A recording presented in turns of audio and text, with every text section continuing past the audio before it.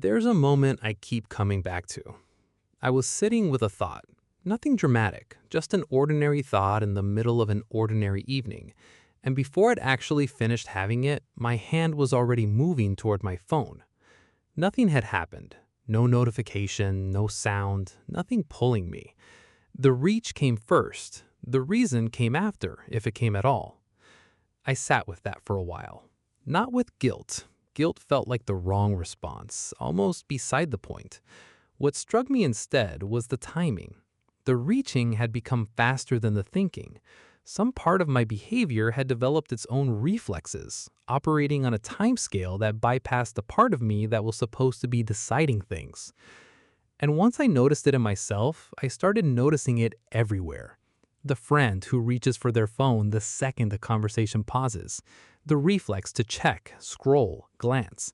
Not toward anything in particular, just toward the device, as if it were gravity rather than choice. What I find more interesting than the concern itself, and there is a legitimate concern here, is the bigger question sitting underneath it. What are we actually becoming? Not in a fearful sense, in something closer to an anthropological sense. Because this isn't the first time a tool has reached into the architecture of human cognition and rearranged something.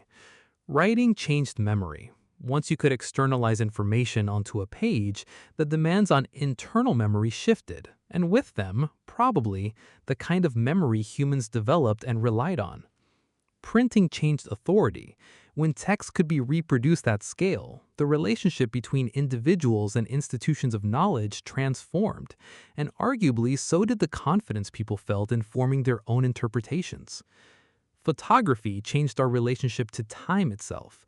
The past became something you could hold, look at, return to, in a way that simply wasn't available to anyone before the camera existed.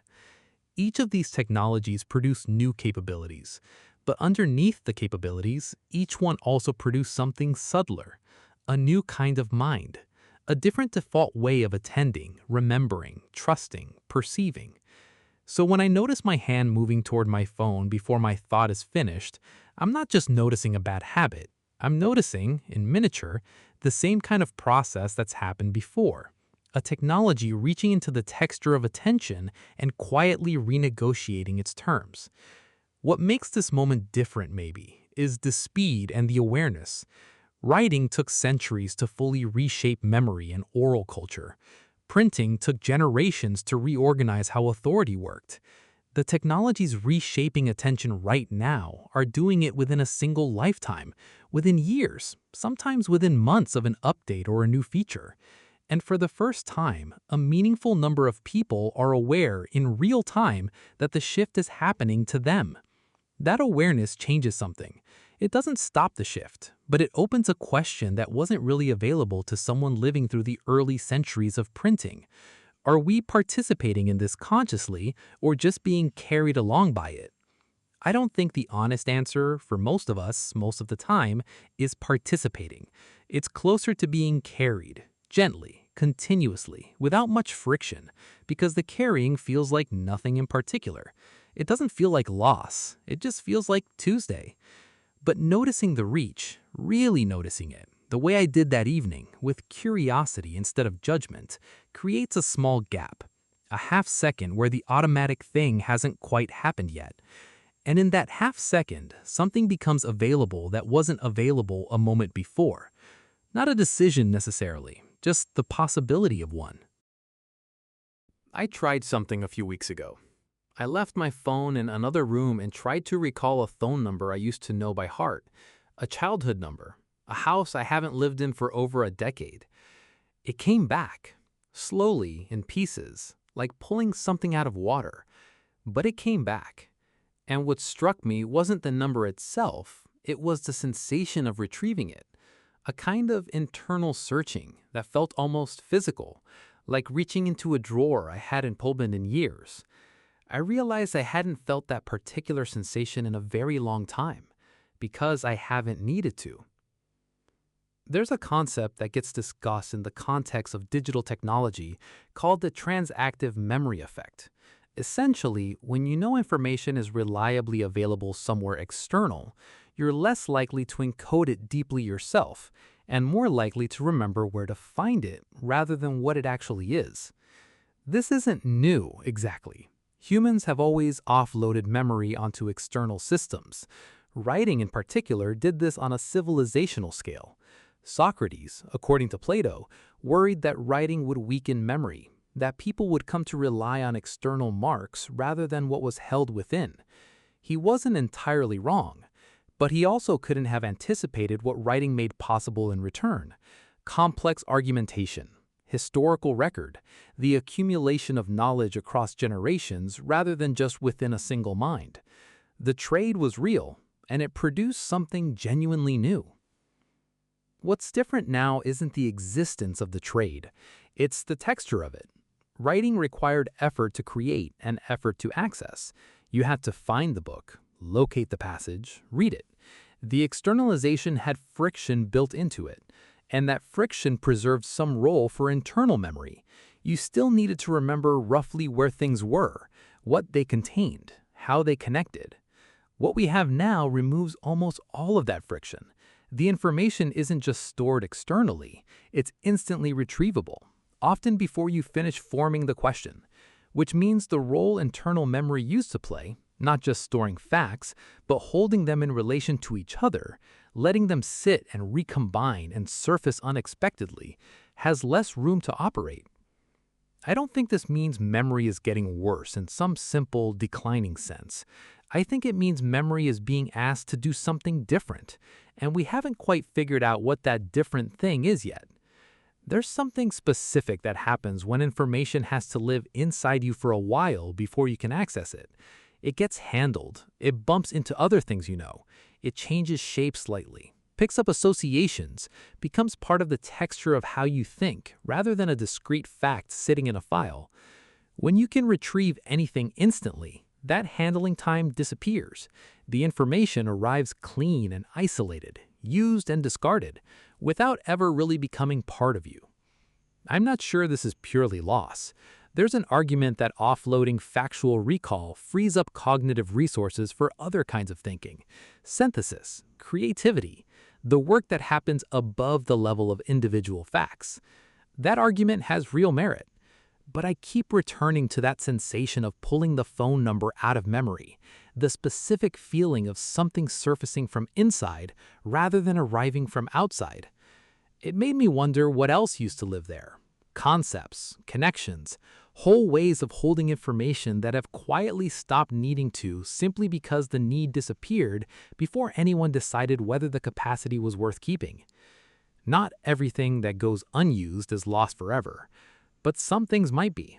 And it's hard to know which is which until you go looking for something and discover, with some surprise, that it's still there. The phrase attention economy gets used so often that it's started to feel abstract. A business model, a set of incentives, something that happens to other people, in boardrooms and metrics dashboards, in the architecture of platforms designed by people you'll never meet. But underneath the phrase is something that happens to you, specifically, in your body on an ordinary afternoon.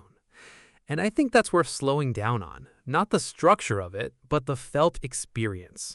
What does it actually feel like from the inside to have your attention be the thing being competed for? There's a particular sensation I've started noticing, a kind of low hum of incompleteness, not boredom exactly, and not quite anxiety either. Something more like a faint sense that there's somewhere else you should be looking. Even when you're doing something you chose to do, something you're actually enjoying, there's this background frequency that suggests a present activity might not be the optimal one. That something better, more urgent, more interesting might be happening just outside your current frame. I don't think this feeling is incidental. I think it's the thing being optimized for. An economy built around attention doesn't actually need you to be satisfied. Satisfaction, in some sense, is the opposite of what it needs, because a satisfied person stops looking. The felt experience of the attention economy, from the inside, is less like being fed and more like being kept at a particular level of hunger. Not starving, just hungry enough to keep checking. What's strange is how this hunger doesn't feel like hunger. It feels like curiosity. It feels like staying informed, staying connected, not missing anything important. The actual sensation has been dressed up in clothes that make it feel virtuous, or at least neutral, rather than what it might more accurately be, a background tension installed and maintained by systems that benefit from its presence. I want to be careful here, because I don't think this means every notification is a conspiracy or every app is malicious in some cartoonish sense. The people building these systems are mostly responding to the same incentives everyone responds to. What works, what people return to, what generates the metrics that determine whether a product survives. But the aggregate effect, regardless of anyone's individual intentions, is an environment that has gotten extremely good at producing that particular hum. And most of us are swimming in it so constantly that we've stopped being able to feel the water. What does it feel like when the hum is absent? I noticed this on a trip a while back, somewhere with genuinely no signal for several days. The first day was uncomfortable, an itch with nowhere to go, reaching for something that wasn't there. But by the third day, something had changed. The background hum was gone, not replaced by anything dramatic, just gone. And what filled the space where it had been wasn't anxiety. It was something closer to spaciousness. Activities took up their actual size again, instead of feeling slightly smaller than they should be, because part of my attention was elsewhere. I came back, and within about a day, the hum returned. Not because anything bad happened, just because the environment that produces it is the environment I live in. What I keep sitting with is this. The attention economy isn't just shaping what we look at, it's shaping the baseline feeling of being a person with attention at all, installing a low-grade tension that most of us have never lived without long enough to recognize as something added, rather than something that was just always there. I don't know what it would take to live differently inside that. But I think the first step might just be noticing the hum exists and remembering, even briefly, what it felt like when it wasn't there.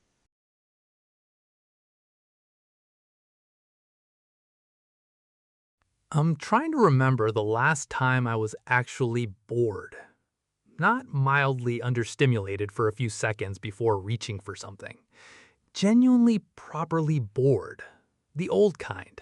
The kind that used to happen in waiting rooms on long car rides, during the part of childhood summers that hadn't been scheduled yet.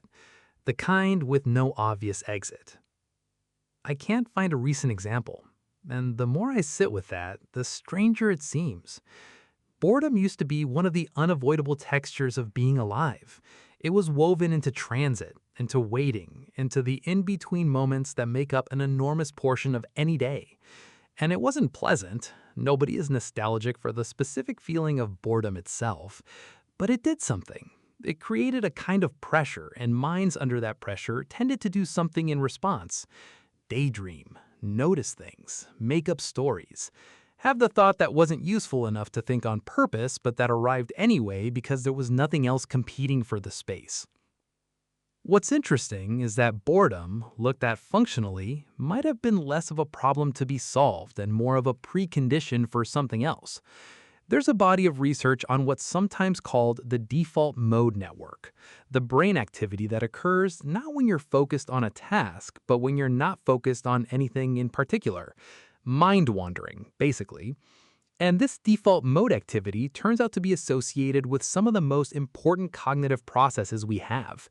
Memory consolidation, creative recombination, the kind of slow background processing that produces insights you didn't consciously work toward.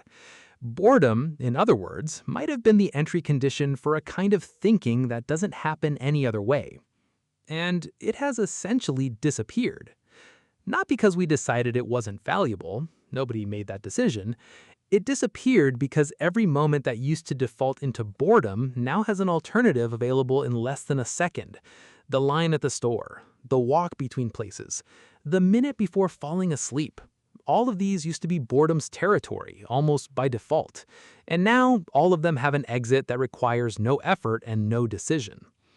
which means the default mode network, the wandering, consolidating, daydreaming mode, doesn't get activated by default anymore. It has to be chosen, deliberately, against a constant, frictionless alternative. I don't think this means the capacity for mind wandering has vanished, but I think it's gone from being the automatic state of unoccupied time to being something you now have to actively protect, which is a strange inversion. The thing that used to require no effort now requires active resistance to something else. There's an experiment I tried, almost as a joke at first. Standing in a line, normally an automatic phone reach moment, I just stood there, did nothing, let the boredom happen. The first 30 seconds were uncomfortable in a way that surprised me. An itch, a low static of restlessness. But somewhere after that, something shifted. My mind started doing what minds apparently do when left alone. It wandered. It connected something I'd been thinking about that morning with something unrelated from days earlier. Not a breakthrough, just a small, unprompted connection that I wouldn't have made if I'd filled the gap the way I usually do. I'm not sure boredom needs rehabilitation exactly. It's still not a pleasant feeling, and I don't think anyone should pretend otherwise. But I keep wondering what else might be quietly disappearing along with it. Not just a feeling, but a function. A kind of mental space that used to open automatically dozens of times a day, and now mostly doesn't open at all, unless someone decides, on purpose, against every available alternative, to just stand there and let it.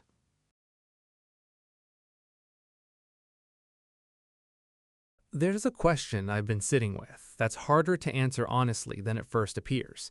Not what technology is doing to you now, but what it already did years ago, so gradually and so long ago that the change itself has become invisible, absorbed into what simply feels like your personality. We tend to think of ourselves as a kind of fixed reference point, the person technology happens to, the constant against which all this change gets measured. But that constant has a history, and some of what feels most essentially you might actually be sediment, the accumulated effect of tools you stopped noticing decades ago. I tried an exercise recently. I tried to imagine the version of myself that existed before certain technologies entered my life, not in some sweeping historical sense, but specifically, personally, before the search engine, before the smartphone, before social media. Each of these arrived at a particular point in my life, and each one, presumably, met a person who was at least slightly different from the person who existed after. The strange part is how hard it is to access that earlier version, not because the memories aren't there, but because the lens I'm using to look back is the lens that was shaped by everything that came after. I'm trying to remember who I was using a mind that's already been changed by the thing I'm trying to remember being before. It's a bit like trying to remember what water tasted like before you got used to it. Some of the shifts are easier to name than others. The search engine almost certainly changed my relationship to not knowing. There was a time when not knowing something could last for days, could become its own small ongoing thread in a life, something you'd think about intermittently until you happen to encounter the answer somewhere unexpected. Now, not knowing rarely survives more than a few seconds. That's a real change, and probably mostly a good one. But it also means that a particular flavor of curiosity, the slow burning kind that used to accompany an unanswered question for days, has mostly disappeared from my experience. I didn't decide to give that up, it just stopped happening because the unanswered question stopped existing for more than a few seconds. Social media is harder to assess because its effects are more diffuse, less about any single capability and more about an ambient shift in how I relate to my own experiences while they're happening. There's a way of being present in a moment that's slightly different depending on whether some part of you is also narrating that moment for later sharing. I think that narrating layer existed before social media too. Humans have always told each other stories about their lives, but the frequency, the audience size, the immediacy, all of that changed the texture of the layer itself. What I find difficult is separating what's actually been lost from what's simply been replaced by something else that serves a similar function differently. Maybe the slow-burning curiosity didn't disappear. Maybe it just moved somewhere else, into a different kind of question, one that search engines can't answer quickly. Maybe the narrating layer isn't worse, just louder, more externalized than it used to be. I genuinely don't know, and I think that's the honest position to be in. What I keep coming back to is less a conclusion and more a practice, trying every so often to notice the things that feel like just who I am, and asking, gently, whether they always felt that way, whether there's a version of this trait, this tendency, this default response that existed before a particular tool arrived and rearranged it. Not to judge it, just to see it. Because if some of what feels most like me is actually sediment, deposited by tools I no longer notice, settled so long ago it reads as bedrock, then knowing that changes something about how solid the ground actually is. And maybe that's not unsettling. Maybe it's just interesting. Most of the technology in my life has been optimized to remove friction. Fewer steps, faster loading, one click everything. And on its own terms, this optimization has succeeded almost completely. There's very little standing between me and almost anything I might want, informationally speaking, at any given moment. Which made an idea I encountered a while back feel almost backwards at first, that some friction might be worth putting back. Not because friction is good in some general sense, most friction is just an obstacle and removing obstacles is usually correct, but because some friction was doing something, and when it disappeared, that something disappeared with it, quietly, as a side effect of an optimization that wasn't really about that thing at all. Here's a small example. I used to write things down, actual handwriting on paper, much more than I do now. And handwriting is, by any reasonable measure, less efficient than typing. Slower, more effort, harder to edit, search, or share. But there's research suggesting that the slowness itself does something. When you write by hand, you can't capture everything verbatim. You're forced to compress, to extract the gist, to make small in-the-moment decisions about what matters enough to write down.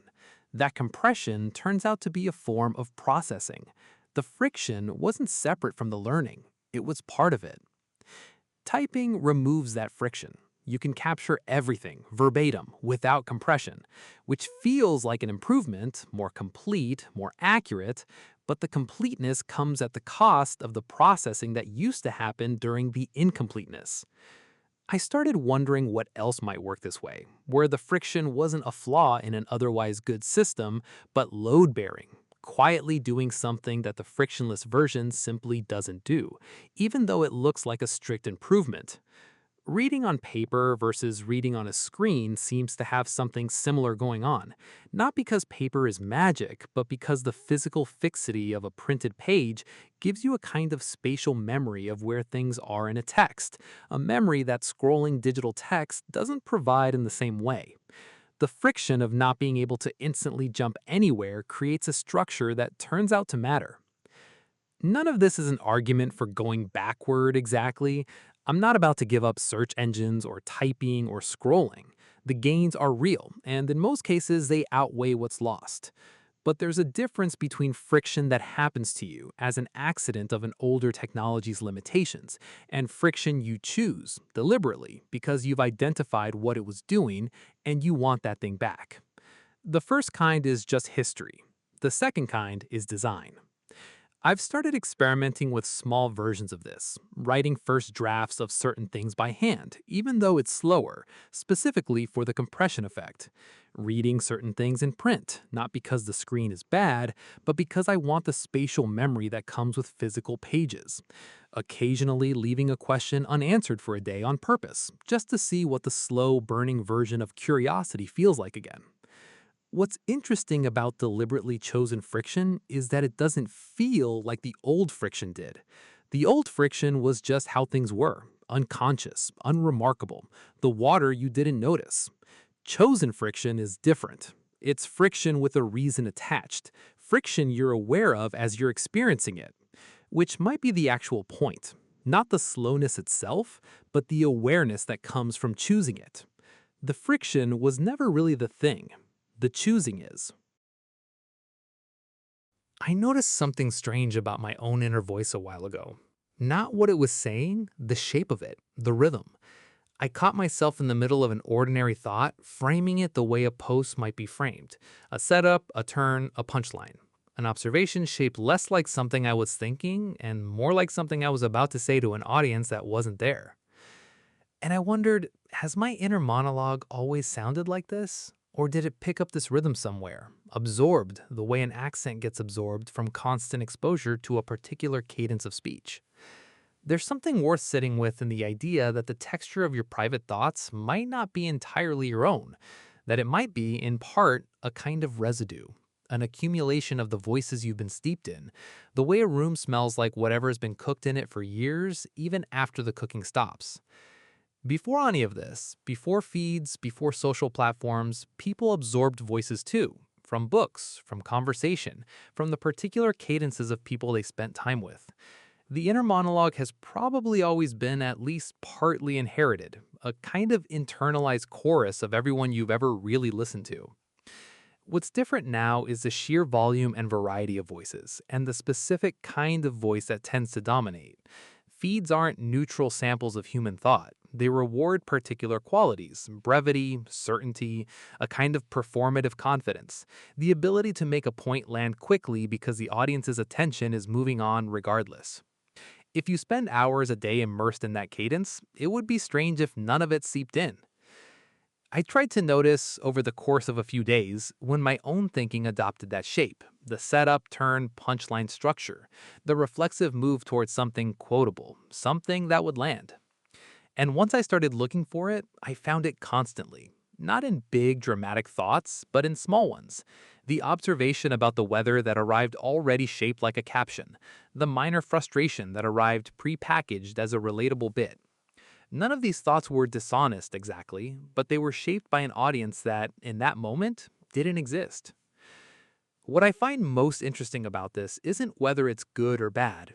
I think it's genuinely mixed. There's something almost generative about it. That performative shaping can sometimes turn a vague feeling into something clearer, sharper, more articulate than it would have been otherwise. The constraint of needing to be expressible can clarify the thing being expressed.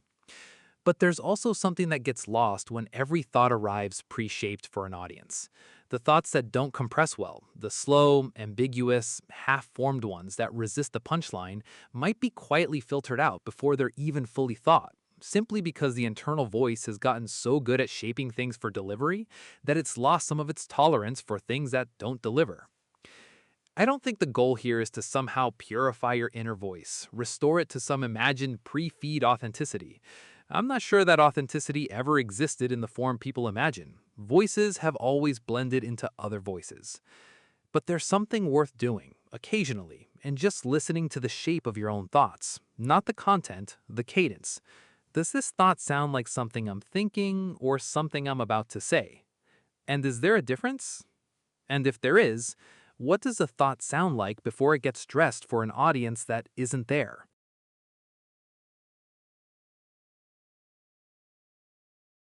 Sometimes I try a small thought experiment. I imagine someone 100 years from now, looking back at this exact moment, not at headlines or major events, but at the texture of ordinary life, the way people actually move through their days. What would stand out to them? Not the technology itself, probably. By then, it'll just be old technology, quaint in the way a rotary phone is quaint now, interesting mostly as an artifact. What I imagine standing out more is the behavior, the relationship, the way people from this period related to their devices, and what that relationship reveals about the period itself. There's a particular value in this kind of imagined distance. When you're inside a moment, the moment's logic feels like the only possible logic. Of course this is how things are. What other way would there even be? But every era looks slightly absurd from far enough away. Not because the people in it were foolish, but because every era is operating inside assumptions it can't quite see, because the assumptions are the water and the people are the fish. What might be visible from 100 years out that's invisible from here? One guess, the sheer amount of cognitive load people carried just to manage their relationship with their devices. Not the use of the devices, the management of the use. The apps to track screen time, the settings adjusted and readjusted, The constant low-level negotiation between wanting to put the phone down and the structural design of the phone making that difficult. From here, this looks like ordinary life. From far enough away, it might look like an entire unpaid second job that simply existed, invisibly, layered on top of everything else people were doing. The work of resisting a system built in part to be resisted. Another guess, maybe more interesting, the specific anxiety of living through a transition while knowing it's a transition. Most people who lived through the printing press or the early decades of television didn't experience their moment as a transition in the way we experience ours. They were mostly just living. We, on the other hand, have a strange kind of double awareness, going about ordinary days while also holding somewhere in the background a sense that something significant is shifting in real time, that the relationship between humans and their information environment is being renegotiated while we're standing in it. That double awareness might be one of the more historically unusual things about this period. Not just that change is always happening, but that so many people are narrating the change to themselves while it happens, in real time, often anxiously, often without much sense of where it leads. I find something almost tender about imagining this from far enough away. Not mockery, tenderness. The image of an enormous number of people, all roughly at the same time, individually trying to figure out a genuinely new kind of problem, mostly without guidance, mostly making it up as they went, occasionally succeeding and often not, but trying. Future people, looking back, might see this period the way we sometimes look at early aviation, the strange contraptions, the failed attempts, the genuine bravery of people getting into things that didn't entirely work yet, because the alternative was not trying at all. What I find useful about this thought experiment isn't really the speculation about the future. It's what it does to the present, the way imagining distance can create a small amount of actual distance right now from inside the moment that usually feels like the only possible way things could be. For a few seconds, this moment becomes one moment among many, strange, transitional, a little awkward, genuinely trying. Which is maybe exactly what it is. And maybe that's easier to hold than the feeling of being permanently, uniquely stuck inside something with no outside.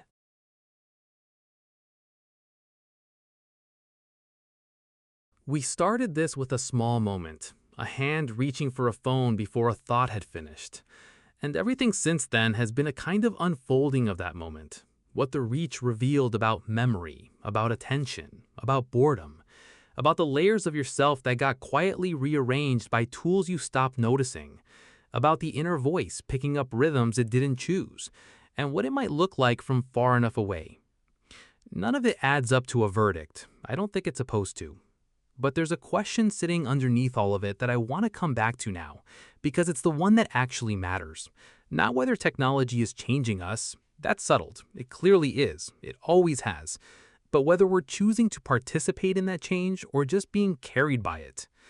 And I think the honest starting point is admitting that most of the time, for most of us, it's the second one.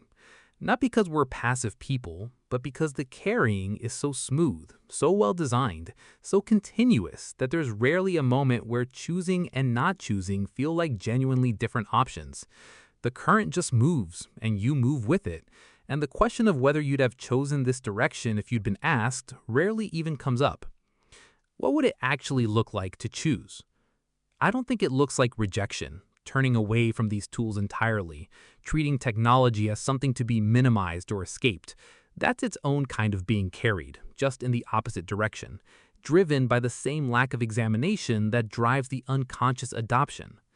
And I don't think it looks like optimization either, the endless project of finding the perfect settings, the ideal balance, the correctly calibrated relationship with your devices. That project has a way of becoming its own attention sink, a new thing to manage, another layer of the unpaid second job we talked about. What I think it actually looks like is smaller and stranger and harder to turn into a system.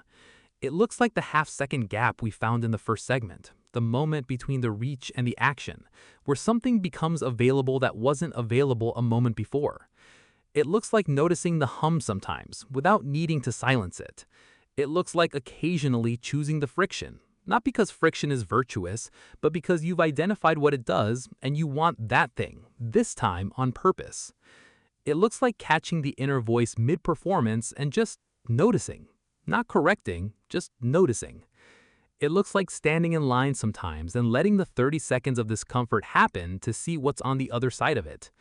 None of these are practices in the disciplined sense. There's no streak to maintain, no system to optimize, no metric that goes up.